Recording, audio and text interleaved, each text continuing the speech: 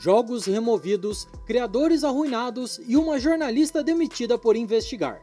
A nova censura não vem do governo, vem dos cartões, dos bancos e de quem decide o que é aceitável online.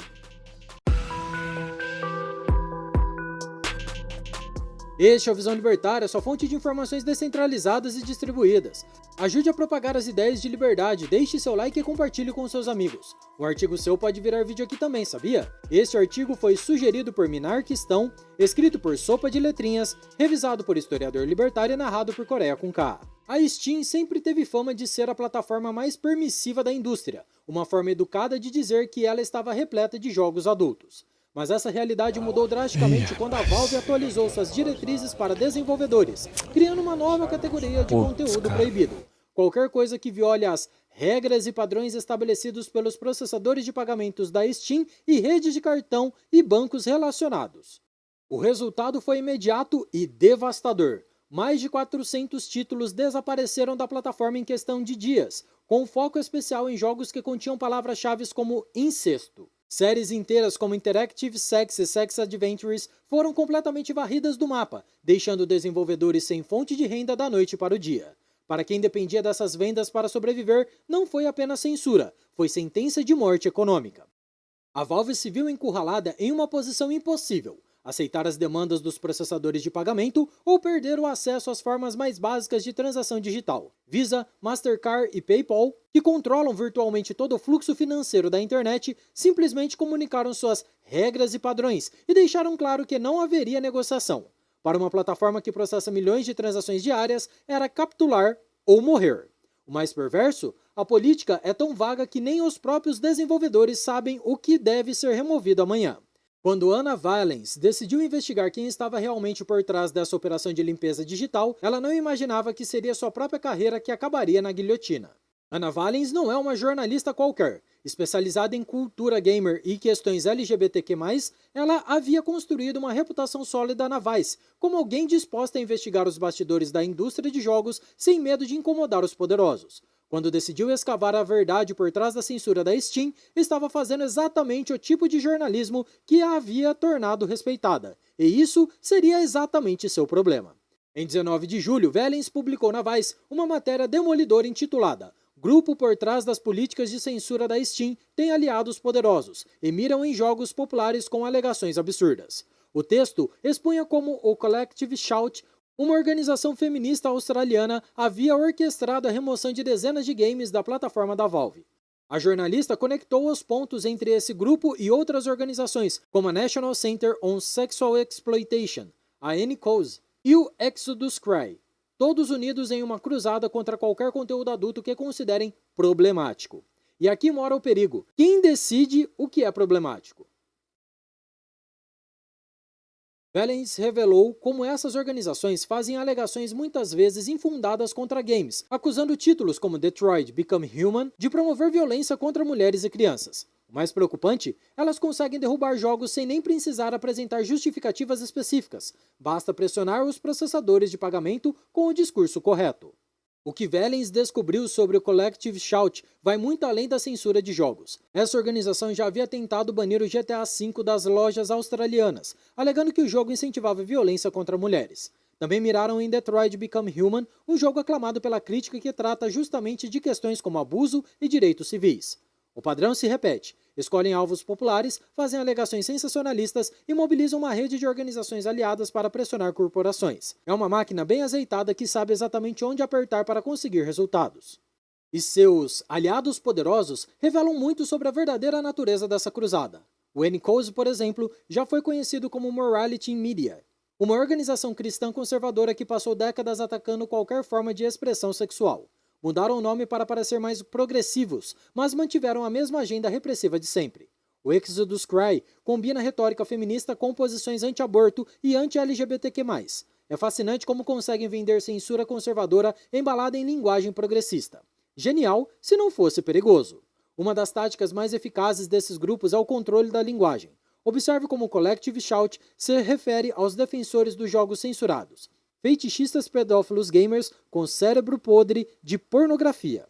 Não é argumentação, é desumanização. É a mesma estratégia usada em qualquer campanha de censura: transformar os oponentes em monstros morais para que seja impossível defendê-los publicamente. Quem vai arriscar ser rotulado como defensor de pedófilos por questionar a remoção de um jogo? E funciona perfeitamente. Jornalistas, desenvolvedores e até mesmo executivos de empresas preferem ficar calados a enfrentar essa máquina de difamação.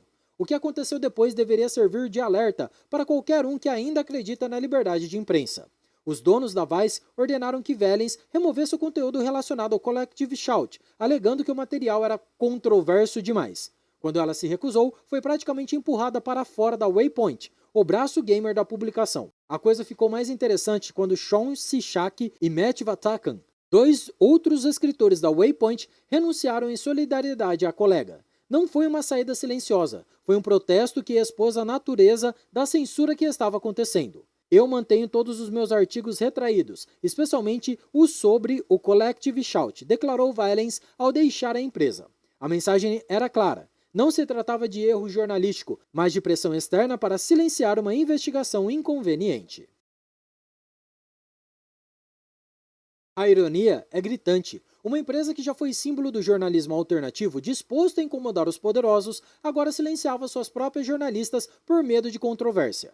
A Vice, que um dia investigou cartéis de droga e ditaduras, agora tremia diante de um grupo de ativistas australianas. E tem mais, a Vice declarou falência em fevereiro de 2024, demitiu a maioria de seus funcionários e foi relançada em maio sob nova direção. Uma empresa em crise financeira não pode se dar ao luxo de enfrentar campanhas de pressão. É mais fácil sacrificar uma jornalista. O caso Vallens revela algo muito mais profundo sobre como funcionam essas organizações de defesa. O Collective Shout se descreve como uma cruzada contra a objetificação das mulheres e sexualização de meninas. Nobre causa, certo? O problema é quando essa cruzada se transforma em ferramenta de controle ideológico. Observe a seletividade dos alvos. Games japoneses, visual novels, títulos independentes com estética anime. Curiosamente, nunca vemos essas organizações fazendo campanha contra o OnlyFans, ou outras plataformas que literalmente mercantilizam a sexualidade feminina. Por quê? Porque aquilo é empoderamento, enquanto um desenho de personagem fictícia é exploração. A hipocrisia é tão gritante que chega a ser cômica, se não fosse trágica. Estamos falando de grupos que destroem a subsistência de criadores independentes enquanto aplaudem a mercantilização real do corpo feminino. É um mundo de ponta cabeça, onde a ficção é mais perigosa que a realidade.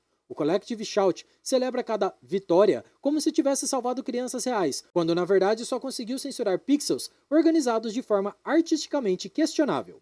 Enquanto isso, problemas reais de exploração sexual continuam sendo ignoradas, porque são mais difíceis de resolver e geram menos likes no Twitter. Vallens acertou em cheio ao focar nos processadores de pagamento, Visa, Mastercard e PayPal. Essas empresas se tornaram os verdadeiros censores da era digital. Não precisam de leis ou tribunais, basta cortar o financiamento e qualquer plataforma fica de joelhos. É um poder assustador nas mãos de corporações privadas que nem sequer fingem ter compromisso com a liberdade de expressão. Elas simplesmente cedem à pressão de grupos ativistas porque é mais barato do que enfrentar campanhas de boicote. E o mais genial do esquema é que, tecnicamente, não é censura governamental. É só o livre mercado funcionando, dizem os defensores. Claro, chamam de livre mercado, mas não há liberdade real quando poucas corporações concentram o controle do sistema financeiro digital. O problema não é o mercado, é o monopólio informal que permite silenciar empresas, projetos e pessoas sem qualquer debate público. E isso já foi usado contra sites de crowdfunding, veículos de mídia alternativa e até bancos ligados a setores vistos como polêmicos. Enquanto os ativistas celebram suas vitórias morais, desenvolvedores independentes veem suas vidas desmoronando. Pequenos estúdios que dependiam das vendas na Steam para sobreviver agora enfrentam a falência. Artistas que levaram anos criando seus jogos descobrem que todo o trabalho foi jogado fora por causa de uma palavra-chave problemática. E não estamos falando apenas de jogos pornográficos. Títulos completamente inocentes estão sendo atingidos por algoritmos de detecção automática que não conseguem distinguir o contexto. Visual novels sobre relacionamentos amorosos são tratados da mesma forma que conteúdo explícito. O mais cruel, muitos desses desenvolvedores são exatamente o tipo de pessoa que esses grupos alegam proteger. Jovens, diversos, frequentemente LGBTQ+, criando arte que reflete suas próprias experiências. Mas na cruzada moral eles se tornam apenas danos colaterais aceitáveis. Hoje são jogos adultos, mas o precedente está estabelecido. Se grupos de pressão podem forçar a remoção de conteúdo por meio de processadores de pagamento, onde isso para? Animes com personagens de aparência jovem já estão na mira. Livros com cena de sexos inadequadas? alguns já foram atacados. Músicas com letras ofensivas? É questão de tempo. A infraestrutura de censura está pronta, só falta encontrar os próximos alvos. E o mais assustador, isso está sendo vendido como progresso social. Cada ato de censura é embalado em linguagem de proteção e justiça, tornando mais difícil resistir sem parecer reacionário. Desenvolvedores estão criando seus próprios canais de distribuição. Jornalistas independentes estão surgindo para cobrir histórias que a mídia corporativa não ousa tocar. A resistência tem cara, nome e preço. Ana Vellens pagou com o emprego por fazer jornalismo de verdade. Outros desenvolvedores pagam com seus jogos removidos, mas cada resistência planta uma semente que pode florescer em terreno mais fértil. Estamos vivendo uma era de censura corporativa disfarçada de progresso social. E como toda censura, ela não para nos primeiros alvos. Mas também estamos vendo que sempre há quem se recuse a baixar a cabeça. Ana Vellens perdeu o emprego, mas ganhou algo mais valioso, a certeza de que fez a coisa certa. E isso nenhum processador de pagamento ou grupo ativista consegue tirar. Como diria o velho ditado, a verdade pode custar caro, mas a mentira custa sempre mais. A Vice que o diga. Enfim, podemos concluir que quando 3 ou 4 processadores de pagamento decidem o que podem ou não existir online, o livre mercado se torna uma farsa. O problema não é o capitalismo, é a falta de concorrência real. Quando poucas empresas concentram o poder de transação digital, a liberdade de expressão vira um luxo, não um direito. O que vemos hoje é um monopólio informal em que grupos ativistas conseguem impor censura moral sem passar por nenhum debate público. O antídoto? Mais descentralização, mais concorrência, mais liberdade para criar alternativas. A liberdade de expressão não deve depender do humor de uma empresa ou da pressão de militantes. Ela deve ser defendida como princípio inegociável, mesmo ou principalmente quando incomoda. A luta não é apenas contra a censura, mas contra a concentração de poder. Só com mercados verdadeiramente livres, com livre concorrência e diversidade de plataformas, é que podemos garantir uma internet livre.